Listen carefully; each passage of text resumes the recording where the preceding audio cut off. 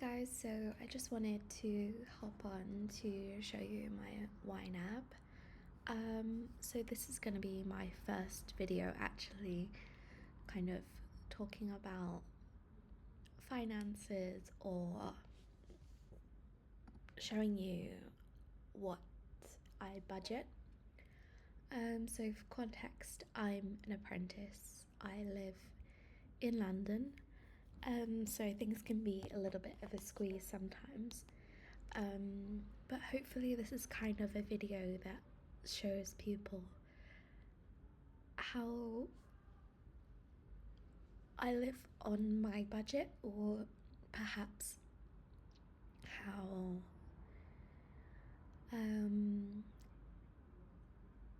what it's like to live on lower income, as I know this is a reality for a lot of people in the UK, and I think a lot of the YNAB videos I see on YouTube are either people who have a bit more money or perhaps are in a different country like the US, where salaries are higher and they might have a lot more short-term discretionary spending, or a lot more disposable income just due to the kind of culture over there.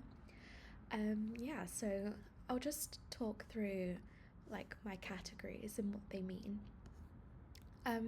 So I have this little holding category, which is probably my most useful thing. So this is a category where it's actually a digital saver account. So this is a high interest account with my bank.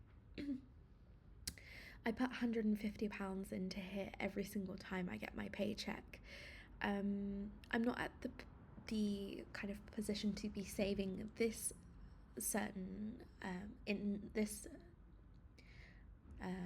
account so far, but this is an account where I will put £150 into it, and I also have roundups, which are every sort of day my account will round up to the next sort of like pound spent, and that difference, so it could be a couple of pennies, will then go into this account, so it kind of drips a little bit into this account.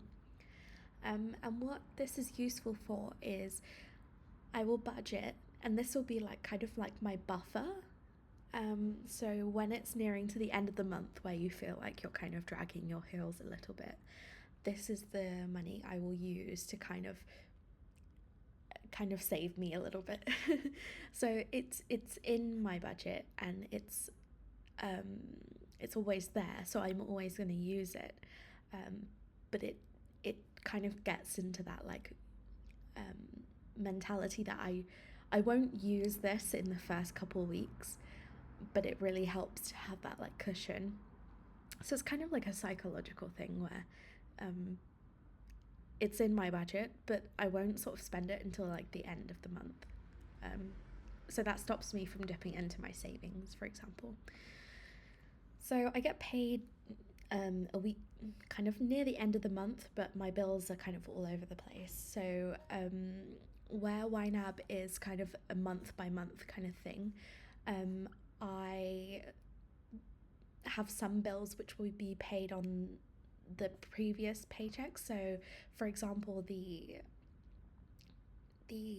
paycheck that I got at the end of November would only pay these bills here, and then I would go to the next month and pay these.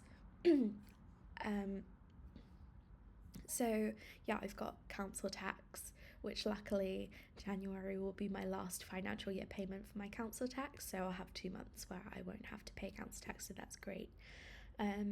Standard phone bill, Spotify. I'm on a family plan, so I don't have to spend much on that one. Online courses, this is just a subscription that I have for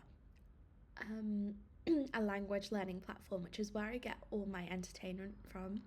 It allows me to read news in other languages, but also it has an interface, so I can easily press on a word, look for a definition, and then later go back to that and practice. And it has loads of like things that you can import, those kind of things. So that's like something that I use during university, and I just carried that on because I like reading the news and stories in other languages.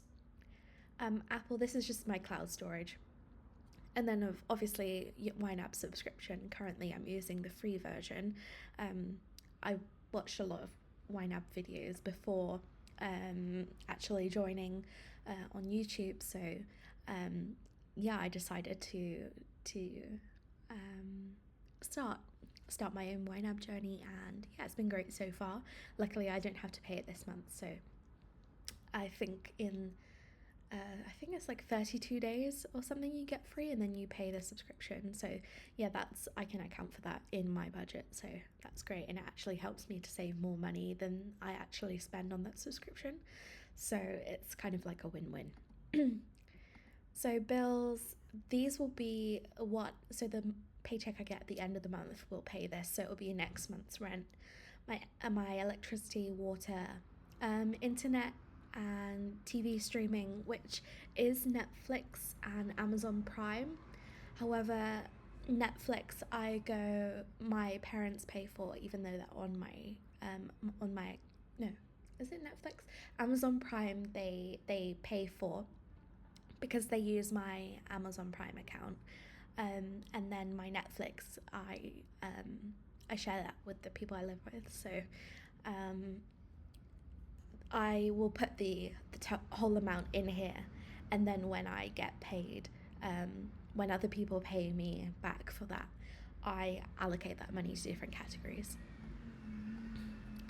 So savings, I do have an emergency fund that's in a Help to Buy ISA, which I don't think banks in the UK do anymore. But yeah, I save £200 in that every single month without fail. That can then, when you are a first-time buyer, the government can match that. However, I don't think I will use it for this, because by the time my account runs out, I don't think I'll be in the position to purchase a house at that time. So I use it because it's higher interest rate than all of my other accounts. So it's a great emergency fund, and that's kind of what the bank also told me. I went in for like a consultation about savings accounts, and the lady there did recommend me to get this account because it was very high interest. The only thing is, with these accounts, you can only put in £200 a month, and once you take that money out, you can't then put that back in the same month. So you are restricted on the amount that you can put in. However, because of my salary, I'm not really in a position to put any more than that in anyway. Extra savings would just be anything left over at the end of the month, I would whack into another savings account. So I do like a zero based budget, where all the money is allocated for. If I have any money left over, that goes to one side, and then I just start afresh with my paycheck. The needs section is very simple. I don't know why investments is here. I think I added it. Let me just quickly move that into savings. So needs, I have three sections, very simple. I've only just started, so maybe I'll have more categories in the future. But yeah, groceries, train and bus fare, toiletries. So my train and bus fare is actually probably one of my biggest categories, as I have to commute to work. Luckily, I only work in the office twice a week at maximum, so that has to be accounted for. And then toiletries, I tend to buy my toiletries in bulk, so this isn't an every month purchase, but here and there you obviously need to top up. Yeah, and groceries, obviously I've told you about that as well. Wants is a bit a bit bigger, and some of these will be disappearing. So Christmas obviously is coming up soon. I've already allocated all of my money and bought everyone's gifts, and any money left over from what I actually budgeted for Christmas will be redistributed or put to one side. This was a birthday treat for a friend, so I had put money aside for them to take them out for like a treat, and they still have some money left over, so I'm gonna treat them to coffee again, because yeah, I said I would. Coffee, when I go out on the weekends, I do like to occasionally go to a coffee shop and pick one up. I don't see myself using this a lot in the next coming months as I have a lot of free vouchers. So I tend to get my coffee from Cafe Nero because I think out of all of the chains, it does taste the best. Um, so I have a lot of free vouchers because I usually take my own cup, so I get extra stamps, and that means I get more free coffees regularly. So I have about 4 of those on my account. I also went to Lidl to stock up on loads and loads of coffee pods as like a one-off purchase. So I tend to make coffee at home more at the moment. Dining out, that's any sort of like meals I'll have out. Um, don't really tend to like dine out in a proper restaurant, so my expenses on this aren't very high, but like it includes, say, like if I go to um anything I eat outside, so it could be even just a snack, so I put that in there. Homeware, so I have just moved, so this was a category that was just including some things that I needed to buy for the place I'm living.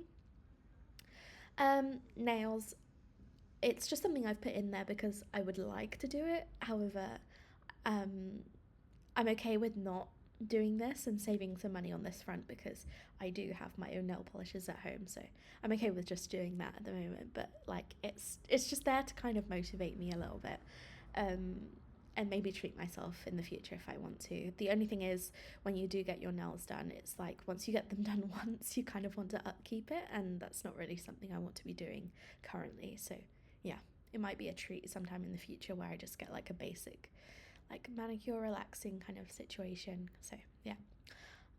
Next one is clothes. I buy a lot of my clothes second hand, or I buy them brand new but sold through secondhand websites. So yeah, I think I have enough clothes at the moment, so there's not really anything I want to buy. So that tends to be very a category that I don't fill up regularly. Etsy sign up fee. I'm not sure if I want to do this or not, um, because I currently just sell what I sell on sort of other platforms. So it's there to remind me that I can do it, but I don't necessarily want to do it at the moment. So that's that. And then the wish farm section, I got this idea from a couple of other people, which I thought was really good because you can put your ideas of what you would like to buy in there, but because they sit in there for such a long time, you can kind of debate with yourself whether you actually want to spend money on these. And currently, I only have one thing, which is actually a Nintendo Switch, and it's something I've always wanted to buy myself. Um, so in general, the like kind of entertainment I consume is like I said with my language learning, it's free. Watching YouTube videos. I have like Netflix and stuff which I share with like other people, so my costs are lower. And the Switch is kind of like, apart from the games you have to buy, is a one-off purchase. So it would be great to kind of get this for myself and like have a bit of fun with my money, but I'm not in the position to buy that outright. And the great thing with YNAB is you can assign a little chunk of money to it every month, and buy it sometime in the future. And if you end up having other priorities, you can switch your priorities, which is pun not intended, and move the money from this into another category. So I just put that in there because it is something I feel like I wanted to purchase, but yeah, it's not on my list of priorities, so it's in there. So which category? Um, so yeah, that's everything. I won't show how much money I've got in there at the moment, just because I'm almost due another paycheck. So I'll wait until that comes through in December, and I'll show you how I budget everything. So yeah, thank you for watching, and I hope to see everyone soon. Thank you.